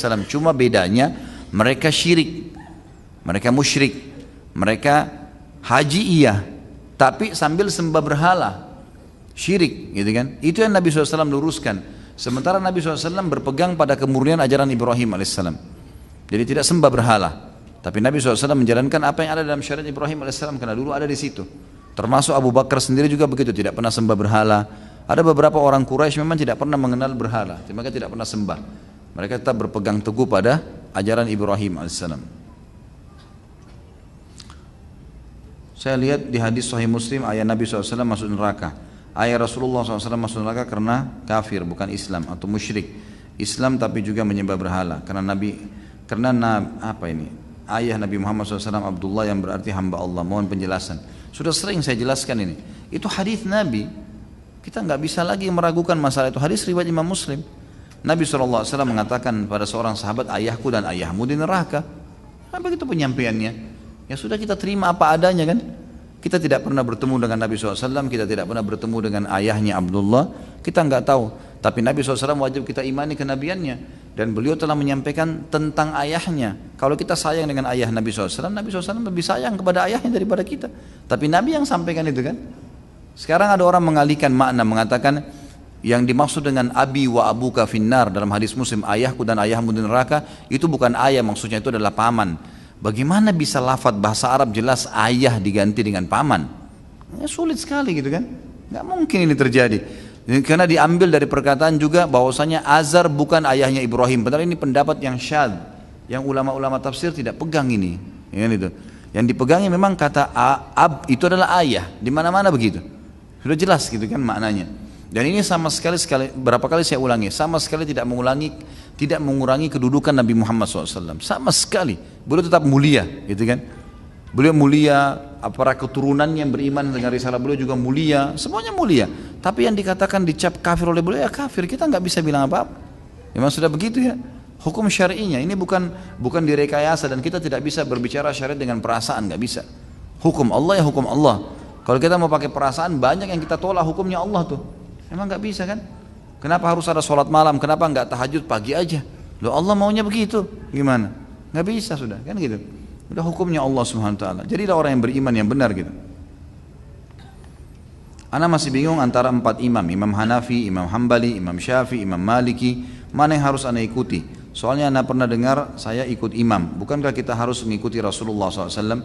Sebenarnya 4 orang ini yang sudah diakui oleh ahli sunnah wal jamaah bahwasanya mereka imam-imam madhab yang boleh diikutin karena keempatnya ini menggunakan dalil Al-Quran dan Sunnah. Sekarang di muka bumi ini yang wilayah-wilayah memang subhanallah kayak terpetakan sendiri gitu. Teman-teman di Afrika rata-rata madhabnya Malikiyah, Imam Malik. Teman-teman di Turki dan Eropa Hanafiyah. Teman-teman di Timur Tengah Hanabila, Imam Ahmad. Teman-teman di Asia Tenggara Syafi'iyah, gitu kan? Nah, bagaimana kita harus bersikap? Kita bersikap sebagai penuntut ilmu karena sekarang fasilitas sudah sangat luar biasa ya. Buku-buku mereka bisa kita baca semua. 4 mazhab ini kita bisa baca. Bahkan ada sekarang ulama-ulama nulis 1 kitab. Saya punya kitab itu 1, memang agak tebal tapi dalam bahasa Arab. Memang itu fikih 4 mazhab. Sekaligus 1 kitab. Jadi misalnya hukum jual anjing disebut sama dia. Imam Syafi'i bilang begini ini dalilnya, Imam Ahmad bilang begini ini dalilnya, Imam Abu Hanifah bilang begini dan Imam Malik bilang begini dalilnya. Jadi jelas kita bisa tahu tuh, gitu kan? Sekarang sudah mudah. Nah, cara yang paling bijak adalah jangan salahkan siapapun dari 4 imam ini karena mereka punya dalil, tapi kita bisa memilih yang paling kuat dalilnya, gitu kan? Jadi misal dalam hukum A misalnya kita temukan Syafi'iyah yang lebih kuat dalilnya, kita terima mazhab Syafi'i, kita pakai karena dalilnya lebih kuat, gitu kan? Tanpa menyalahkan mazhab. Tapi di sisi lain misalnya ada mazhab Hanabila lebih kuat dalilnya, kita ikutin dalam masalah itu. Jadi permasalah. Tapi kita berputar di 4 mazhab ini yang disepakati oleh para ulama ahli sunnah wal jamaah. Allahu alam.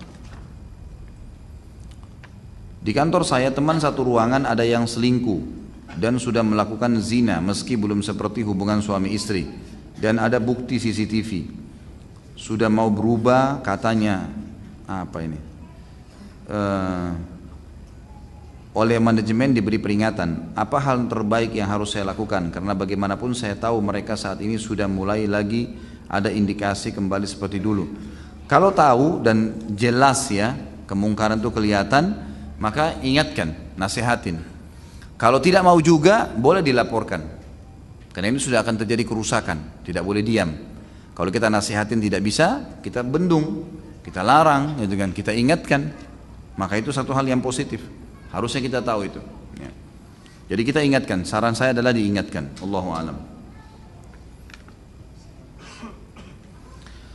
Assalamualaikum warahmatullahi wabarakatuh. Ini semua tema-tema di luar tema kita ya. Ustaz, saya pernah bermimpi melihat sebuah bangunan istana mirip masjid. Sangat indah, sangat mewah, berwarna putih terang, sangat besar. Banyak orang-orang berdatangan ke bangunan tersebut, laki-laki maupun perempuan. Saking luas dan besarnya bangunan tersebut, masing-masing orang yang datang tidak bersenggolan saat memasuki pintu bangunan tersebut. Sungguh sangat sulit bagi saya untuk menceritakan betapa besar dan megahnya bangunan tersebut. Dari luar bangunan tersebut terdengar suara seseorang sedang memberi pengajian atau ceramah. Masya Allah, suara tersebut suara Ustadz Khalid Basalamah. Ustadz mengisi pengajian yang dihadiri banyak orang. Oh iya Ustadz, pintu masuk bangunannya sangat banyak dan sangat besar-besar, lantainya sangat jernih ibarat kaca air. Saya tidak bisa melihat ujung dinding bangunan tersebut karena saking biasa besarnya. Apakah bangunan tersebut istana yang Ustadz miliki di surga kelak? Apa makna takwil dari mimpi saya tersebut? Saya sering mimpi hal serupa, namun sering juga mimpi diganggu jin atau syaitan. Kenapa ya Ustaz? Semoga saja, mudah-mudahan ini mimpi seorang mukmin ya. Kita berharap dan saya sangat gembira, alhamdulillah ini seakan-akan Allah yang menyampaikan kepada saya. Mudah-mudahan benar, kita nggak tahu. Kita ini beriman kepada hal yang gaib. Tapi insya Allah komitmen seorang mukmin adalah tingkat keimanan tertinggi meyakini apa yang Allah janjikan. Wa may ya'mal minas salihati min dzakarin wa untha wa huwa mu'minun. Gitu kan? Allah mengatakan dan siapa yang beriman kepada Allah dari laki-laki dan perempuan dan dia beriman, dia beramal saleh, pasti Allah janjikan. Allah janjikan kehidupan yang tentram, Allah janjikan dengan surga dan kita harus yakin dengan itu. Sekarang amal-amal yang kita lakukan kita harus yakin benar-benar ini benar dan akan pada saat meninggal akan masuk surga dan itu tinggal jalanin saja. Sesuatu yang sudah dibocorkan oleh Allah dan kita akan jalani dan itu pasti. Itu tidak mungkin salah. Allah alam, yang saya tahu ini insya Allah mudah-mudahan tanda kebaikan. Tapi apakah itu istana saya di surga? Allah alam, saya tidak tahu. Mudah-mudahan kita tidak tahu. Tapi seorang mukmin tahu dan yakin apa yang dijanjikan oleh Allah SWT. Tidak ada keraguan dalam masalah itu, gitu kan? Kalau masalah takwilnya saya tidak tahu. Apakah itu majelis ilmu, gitu kan? Tapi antum mendengarkan suara saya ini luar biasa. Saya sangat terharu. Alhamdulillah. Saya bersyukur kepada Allah kalau memang betul itu ya. Tapi ini bisa saja takwilnya adalah mungkin majlis ilmu atau mungkin memang Allah SWT masih menyatukan insya Allah kita di dunia dan juga di akhirat di surga Firdausnya insya Allah. Belum lama saya coba ta'aruf tetapi sehabis pertemuan si akhwat tidak berkeinginan untuk lanjut ta'aruf sama ana dan akhirnya ana tidak percaya lagi untuk ta'aruf. Nah, apa yang harus anda lakukan kalau sudah ada perasaan seperti ini? Mana akhwat kita ini, kesian nih. Siapa akhwat yang siap nikah nih? Ayo. Kenapa putus asa akhi? Tidak ada perempuan lain? Hah? Harus kuat kan itu. Jangan kurung diri kita di sebuah persepsi atau kurung yang saya pernah bilang bingkai kehidupan yang kita buat sendiri. Saya kalau tidak nikah sama ini saya gila. Nanti gila benar nanti. Jangan. Ini tidak mau ya sudahlah, gitu kan. Cari yang lain, banyak makhluk Allah, masya Allah, hamba Allah penuh. Bahkan perempuan sekali lebih banyak daripada laki-laki, gitu kan. Bersangka baik, kalau antum di jalan Allah sudah benar, kemudian tidak jadi berarti kebaikan tuh. Jangan putus asa. Yakinlah dengan Allah, karena nikah adalah sunnah Nabi SAW. Pasti baik. Minta sama Allah petunjuk, insya Allah Allah akan kasih gitu. Dan saya sarankan teman-teman masih bisa mendaftar di sini, banyak kok kan. Bisa mendaftar di masjid kita ini, insya Allah akan ada biodata yang dikasih dan akan disatukan oleh teman-teman yang sudah membuat itu. Bagaimana jika pahala kita ditimbang lebih banyak dari dosa di mizan, di timbangan hari kiamat? Apakah kita tetap mampir ke neraka dulu untuk dibersihkan? Tentu saja, pastilah. Kalau dosa lebih berat, ya. Bagaimana jika pahala kita ditimbang lebih banyak dari dosa kita? Apakah kita tetap akan masuk mampir neraka? Tidak tentunya. Maaf saya salah paham tadi. Jadi kalau pahala antum lebih banyak daripada dosa masuk surga. Tapi kalau yang saya paham tadi adalah dosanya lebih banyak dari pahalanya walaupun beda sedikit maka masuk neraka dulu. Tapi dia bisa keluar dengan syafaat yang diberikan oleh Allah SWT, kesempatan diberikan ke syafaat untuk dikeluarkan. Tapi kalau sudah lolos walaupun bedanya cuma 1 atau setengah pahala masuk surga. Tapi derajatnya di surga rendah, gitu kan? Apakah termasuk ghibah jika kita mengkritik pemerintah atau pemimpin yang baik muslim atau non muslim di media sosial seperti Facebook? Gak usah kritik, gak usah, habisin umur untuk apa? Memang kritikan antum didengar? Nah, untuk apa? Habisin umur, zikir, baca Quran, lebih baik. Kirim sesuatu yang bermanfaat, tulisan, gak usah protes orang ikhwani. Protes orang gak ada gunanya, kita sendiri banyak kekurangannya. Kalau kita salah, ghibah, dosa, bisa minta maaf gak sama dia? Ketemu aja susah, gitu kan? Gimana caranya? Sulit. Jadi nggak usah sibukin diri dengan hal yang bermanfaat sudah. Mulai hari ini teman-teman yang bermanfaat saja, urusan bisnis, urusan keluarga, ilmu, itu aja sudah berkisar di situ sampai mati masuk surga. Nggak usah repot-repot. Ini siapin musuh untuk apa hari kiamat? Jika saya akhwat mau sholat di masjid tapi wudhunya dicampur dengan ikhwan, saya takut aurat saya terlihat olehnya sewaktu berwudhu. Apakah saya tetap lanjutkan berwudu atau saya cari masjid lain yang tempat wudunya terpisah?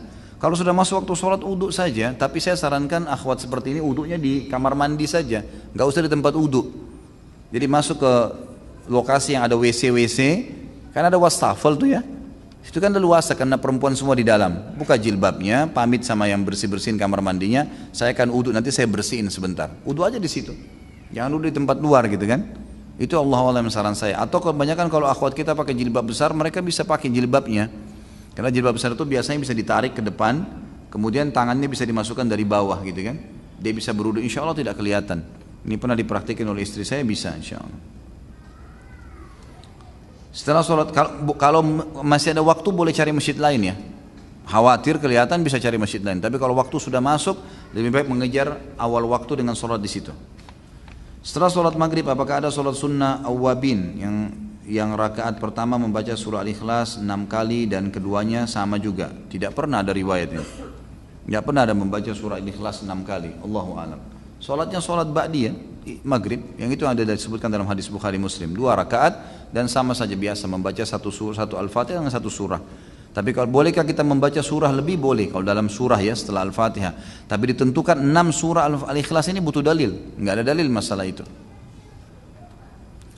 Misalkan ada laki-laki atau suami yang menikahi adik iparnya sendiri dengan kondisi dia belum bercerai dengan istrinya, lalu memiliki anak dengan adik ipar tersebut, bagaimana status dari nasab anak tersebut? La haula wala quwwata illa billah. Misalkan dinasabkan ke ibunya, misalkan dinasabkan ke ibunya apa? Mungkin anak itu tersebut dimisalkan ke ibunya atau ke ayahnya kali. Dan apakah anak tersebut masih bisa mendoakan ayah biologisnya jika ayahnya meninggal? Karena setahu saya jika perkawinan tidak sah secara agama, anak tersebut tidak mendapatkan hak apa-apa dari ayah biologisnya. Tentu saja ini haram dalam agama pertama ya, tidak boleh.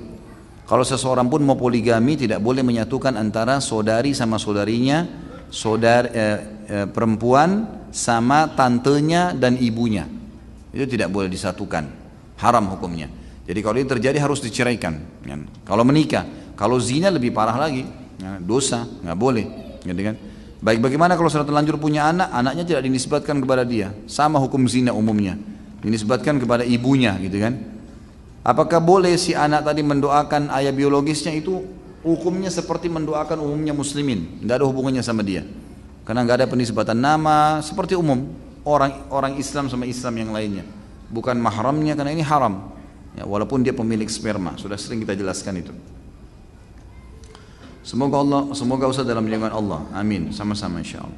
Ustaz, ana baru tanya. Saya sekarang lagi, ini kalau sudah pakai ana saja. Kalau saya saja. Jadi gimana? Saya sekarang lagi kursus untuk menjadi guru TK dan PAUD. Dan di sana ada ujian praktek menyanyi dan menari. Apakah itu boleh? Menurut Ustaz apa yang harus saya lakukan? Janganlah. Ya. Karena nggak boleh dalam Islam. Menari bagaimana caranya? Haram dalam Islam. Dari sisi mana kira-kira? Kalau tanya Ustadz pasti nggak boleh. Ya, kalau antum tanya kepala sekolah boleh, karena memang dia mau kan gitu. Jadi sebaiknya jangan dihindari, cari profesi lain kalau emang harus, atau cari jalan supaya tidak ikut itu. Saya kerja di bank konvensional, semua yang saya miliki saat ini berasal dari gaji dan bonus selama bekerja. Apabila saya berhenti bekerja, pertama, haruskah saya menjual semua yang saya miliki tersebut? Jawabannya tidak. Kalau antum belum tahu hukum sebelumnya, jadi halal. KPR-nya, gajinya, bonusnya itu semua dianggap halal. Asal belum tahu. Dan jangan buka pintu riba baru. Tapi kalau sudah tahu haram hukumnya. Beda ya. Kalau belum tahu jadi halal buat dia, tapi kalau dia sudah tahu jadi haram. Dia harus keluarkan kalau dia tahu haram itu. Jika harus dijual, apakah apa yang saya harus lakukan dengan uang hasil penjualannya? Kembali kepada hukum tadi. Kalau belum tahu jadi halal buat dia, mobilnya bisa dipakai, rumahnya segala dianggap halal, karena dia belum tahu hukumnya sebelumnya. Gitu kan? Tapi kalau dia sudah tahu dan uang itu memang jadi aset dijual dan kemudian dikeluarkan, disodokahkan, dia tidak pakai, karena uang haram tidak boleh dipakai, berbahaya, apalagi kalau dijadikan makanan. Kan? Bolehkah uang tabungan yang berasal dari gaji dan bonus saya gunakan untuk modal usaha setelah saya berhenti bekerja? Sama jawabannya tadi. Kalau misalnya dari awal tidak tahu maka boleh. Nah, itu jadi halal buat dia. Nah, kita sudah bahas di dosa riba ya. Kalau nggak salah dalilnya surah Al-Baqarah ayat 275. Semoga Pak Ustaz selalu bahagia dunia akhirat. Amin, sama-sama. Bagus juga kalau semua penanya begini nih, mendoakan. Nah. Apakah sedekah untuk orang tua yang sudah meninggal masih bisa diterima? Jika sedekah itu dari anaknya, tentu saja. Jelas hadis Nabi SAW riwayat Bukhari Muslim kan, kalau anak Adam meninggal dunia maka semuanya amalnya terputus keluar dari 3 sumber, diantaranya sedekah jariyah, ya, sedekah yang dikeluarkan oleh orang-orang yang menjadi ahli warisnya setelah dia meninggal. Gaji PNS itu halal atau haram Ustaz? Itu kan sumbernya dari pajak rakyat.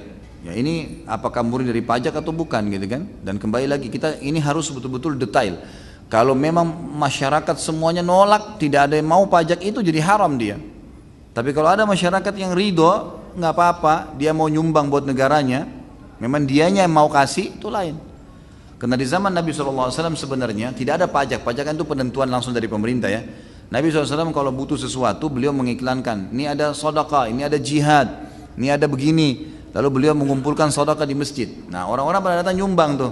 Lalu Nabi SAW alokasikan, itu boleh. Dari sini bisa kita tarik hukum dari perilaku Nabi SAW. Kalau masyarakatnya ridho, memang mereka mau, ya itu jadi halal.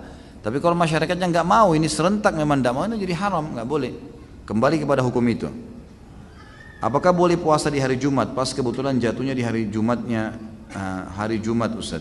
Seperti apa maksudnya? Kalau puasa Ayyamul Bid, Ayyamul Bid itu kan puasa 13, 14, 15. Kenanya Jumat, Sabtu, Ahad. Boleh, karena pas ada perintah. Yang tidak boleh kalau tidak ada perintah. Misal antum mau bayar utang di hari Jumat, nah itu nggak boleh.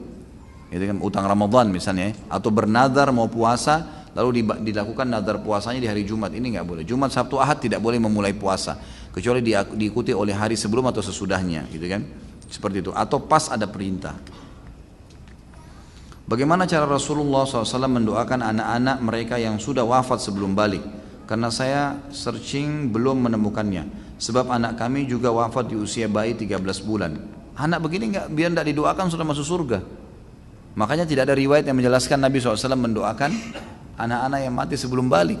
Yang butuh doa adalah orang yang sudah balik. Insya Allah sudah dapat jaminan surga ini. Karena hadis Nabi SAW jelas, hadis Bukhari ya, akan terdengar kata Nabi SAW suara gemuruh depan surga di hari kiamat.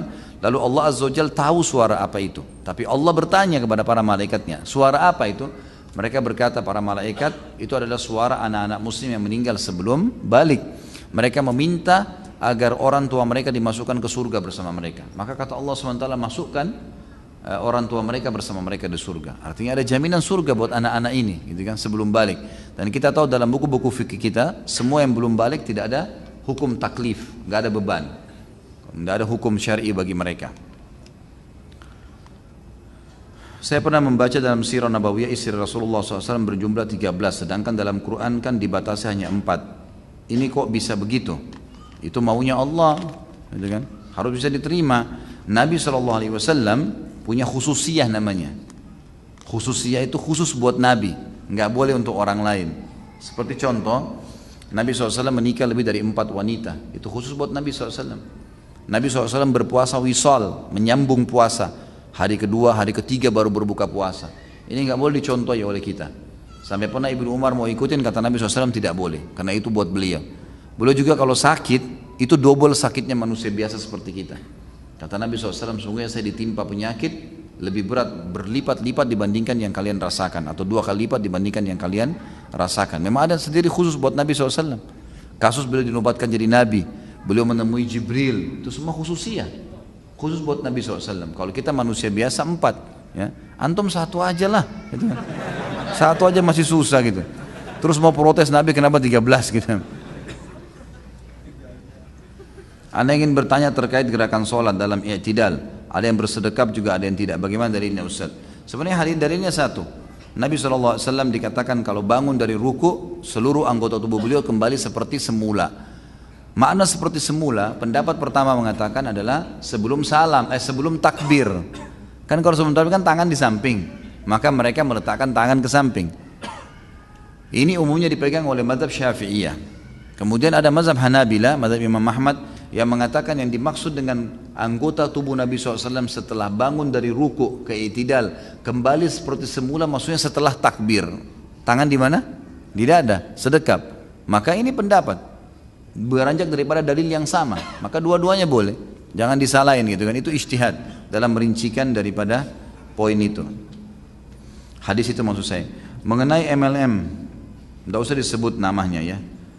Dari negeri Cina, hukum MLM sendiri saya sudah tahu Ustaz. Tapi mengenai MLM ini, mereka telah mendapatkan sertifikasi syariah dari MUI. Jadi apakah MLM itu dan produknya dapat dikatakan sudah memenuhi syariat Islam? Sebab sertifikasi yang diterima dari MUI. Allahu a'lam. Saya pribadi tetap tidak bisa menerima MLM itu karena terlalu banyak hal yang luar biasa lah. Minimal syubhat, minimal sekali. Karena ada hukum gharar, ada hukum janji iming-iming, ada hukum expire, ada hukum ini, ada hukum itu, ada kejar target dan segala macam hal. Dan yang terlebih lagi yang ulama soroti adalah hukum jaringan, mengambil untung dari jaringan, gitu kan? Bagaimana kita mengadakan pelatihan buat guru-guru, lalu guru-guru itu ditugaskan ngajar, terus kita dapat bonus dari gajinya dia? Hasil kerjanya orang, gimana caranya? Allahu a'lam. Saran saya hindari. Tapi kalau antum berpegang pada memang ada fatwa MUI, ada fatwa dari para teman-teman asatidzah atau ulama-ulama yang lain, fadhal, silahkan, bebas-bebas saja. Jangan langsung divonis kalau ini tidak boleh. Saya tidak pernah berfanatik dengan pendapat saya dan saya tidak sarankan itu. Antum temukan dalil yang lebih kuat, fadhal, gitu kan? Tapi ini kalau mau dirincikan luar biasa, karena saya pernah menjadi praktisi di multi level dan banyak teman-teman saya yang memang saya lihat di lapangan begitu. Yang paling berbahaya secara kejiwaan adalah orang kalau masuk multi level, dia sudah anggap bisnis lain sudah tidak bisa berkembang. Ini saja yang paling berkembang. Orang presentasi apapun bagi dia kecil, dia harus bicara juga tentang dia. Akhirnya berputar di situ terus, ada yang cuma sampai jam 12 malam, sampai jam 1 malam, semangat untuk presentasikan ke orang. Dan seringkali banyak manipulasi data banyak. Orang yang tampil di panggung tidak selamanya orang yang sukses. Saya sampai kaget itu ternyata saya diundang di satu acara besar di Jakarta, eventnya sampai ribuan orang yang datang. Ternyata setelah saya telusurin yang tampil di panggung itu bukan membernya, memang orang yang dihadiahin mobil BMW, dihadirkan disuruh tampil. Karena dia adalah orang yang pintar berbicara, maka untuk motivasi orang lain. Makanya buktinya berapa orang yang dapat mobil, berapa orang yang dapat bonus gitu kan. Terlebih-lebih kadang-kadang bonus ini diberikan hanya sesuai dengan poin yang dia tutup. Kalau enggak maka hilang, karena dicicilin. Ada teman saya begitu. Omsetnya sudah sangat miliaran, jaringannya sampai Masya Allah puluhan ribu, banyak sekali seluruh Indonesia. Dikasih mobil, ditampilin mobilnya di acara. Saya dekatin dia, akhi, kebetulan beliau seorang dokter. Ini mobil antum dibeliin cash nih. Dia bilang enggak. Terus ngapain? Ya ini dicicilin, setiap bulan ada anggaran cicilannya 1,5 juta waktu itu. Jadi saya cicil mobil, saya cari anggaran yang seharga ini, saya bayarin. Uang mukanya dari saya. Terus kalau antum enggak tutup poin gimana? Enggak dapat. Cicilannya nggak dapat, jadi mobil saya bayar lagi sendiri. Apa bedanya dengan dia cicil sendiri? Gitu kan? Padahal dia sudah mengeluarkan banyak sekali, miliaran, omsetnya sudah miliaran. Yang lebih parah lagi kadang-kadang orang-orang di bawah yang disuruh bekerja, yang suruh ini, kemudian kita yang memanen hasilnya, dan terlalu banyak hal lah. Ya, Allahu a'lam. Saran saya ini minimal syubhat. Kalau ditanyakan kepada saya maka lebih baik dihindari. Saya ingin menanyakan apabila melihat wanita auratnya secara tidak sengaja lalu kita segera memalingkan pandangan kita, apakah itu berdosa? Dan apakah ada pembersihan dosanya? Ustadz pernah bilang mendengarkan musik di mall dan tidak sengaja tetap ada pembersihan dosa itu. Tentu saja kalau tidak sengaja, beda hukum melihat ya. Karena Nabi SAW sendiri mengatakan pandangan pertama ya, bukan rezeki. Ini fatwa lain ini, bukan dari saya ya. Jadi pandangan pertama itu belum dihitung, belum dicatat. Dan pandangan selanjutnya yang dicatat. Pandangan pertama ini ulama rincikan adalah tatapan yang tidak sengaja dan segera memalingkan. Bukan pandangan pertama melotot sejam gitu kan. Itu salah.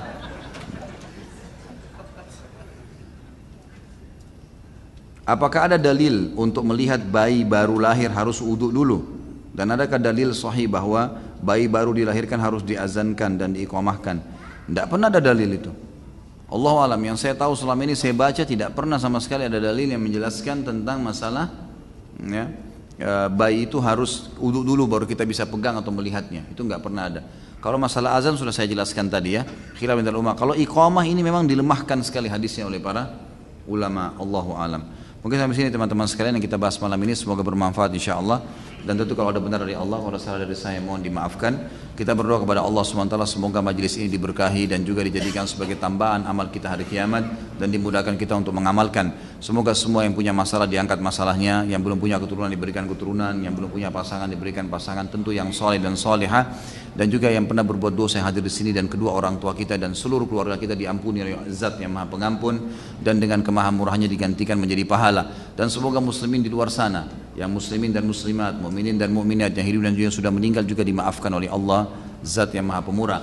Dan kita memohon untuk saudara kita di Palestina, di Syria, di Yaman, di Irak, di Myanmar, dimanapun mereka berada sedang terlindas, semoga Allah ikhlaskan niat mereka, terima para syuhada mereka, dan juga Allah muliakan Islam di tangan mereka dan tangan kita semua. Dan semoga saja Allah Subhanahu Wa Taala menyatukan kita semua bersama mereka di surga firdausnya tanpa hisab. Mungkin begitu teman-teman sekalian, kita tutup dengan kafaratul majlis. Subhanakallahumma wa bihamdika asyhadu an la ilaha illallah astaghfirullah wa atubu ilaih. Wassalamualaikum warahmatullahi wabarakatuh.